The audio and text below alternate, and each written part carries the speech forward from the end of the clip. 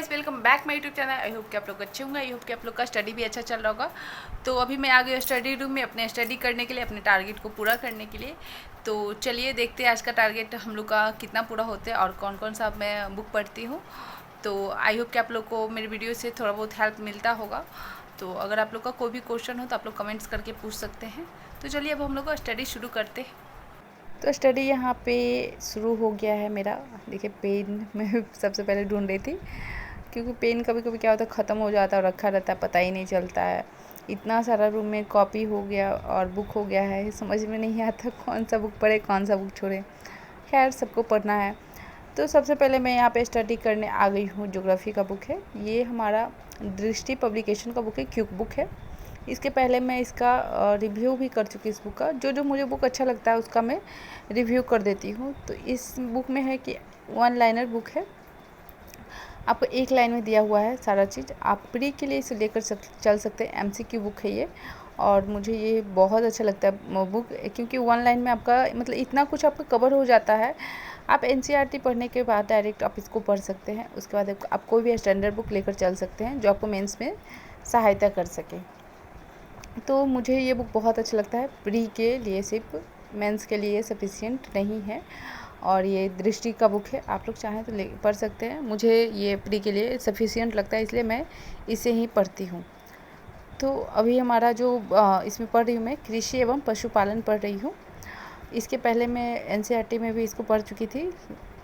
जैसे कि आप लोग मेरे पीछे वाले वीडियो जाकर देखिएगा, तो मैं एनसीईआरटी लगभग ख़त्म कर चुकी हूँ। और बीच में मैं वीडियो नहीं बना रही थी, उस टाइम भी मैं एनसीईआरटी पढ़ रही थी। तो चलिए स्टडी के बाद मिलते हैं। तो मेरा टॉपिक तो स्टडी हो गया था और मुझे लग गया था प्यास, तो मैं यहाँ पे पानी लाने चली गई थी। तो थोड़ा सा वीडियो बंद कर दी थी मैं। तो पानी लेकर आई हूँ। उसके बाद मेरा जो एक चैप्टर था उसमें थोड़ा सा मेरा बच गया था, लगभग 1-2 पॉइंट्स बचा हुआ था, तो मैं उसको भी अपने अच्छे से कवर कर ली हूँ। और फिर आ गई मैं, इसमें क्वेश्चन दिया हुआ रहता है एमसीक्यू का। आप जब भी उलटिएगा, मतलब इस बुक के पूरे स्टडी कर लीजिएगा, तो लास्ट में आपको एमसीक्यू क्वेश्चन मिलेगा। लगभग 30 या 31 क्वेश्चन रहता है। हर एक चैप्टर के हिसाब से इसमें क्वेश्चन दिया रहता है। कभी कभी 15 भी रहते, कभी 18 भी रहते, कभी 20 भी रहते। इसमें करीब करीब 31 क्वेश्चन थे, जिसको मैं अभी सॉल्व कर रही हूँ। तो धीरे धीरे मेरा ये भी ख़त्म हो गया, बुक सॉल्व हो गया है। कुछ खाकर और पानी पीकर फिर से मैं यहाँ पर आ गई हूँ स्टडी करने के लिए। और मैं यहाँ पर स्टडी कर रही हूँ। हमारा जो ये भी है बुक, दृष्टि पब्लिकेशन का ही है, मैगजीन है ये। और ये हमारा बिहार का मैगजीन है। एक पूरा यूपीएससी के जो तैयारी करते हैं उनके लिए अलग से मैगजीन आता है, और ये बीपीएससी वालों के लिए आता है। तो मैं यहाँ पे बीपीएससी का मैगजीन पढ़ रही हूँ, क्योंकि बस 2 मंथ्स बाद एग्ज़ाम है बीपीएससी का, शायद सितंबर में। तो अभी फॉर्म उसका फिलअप हो रहा है। जिन लोगों को नहीं पता है उनको मैं बता दे रही हूँ, वो भी लोग जाकर अपना फॉर्म फिलअप कर लें।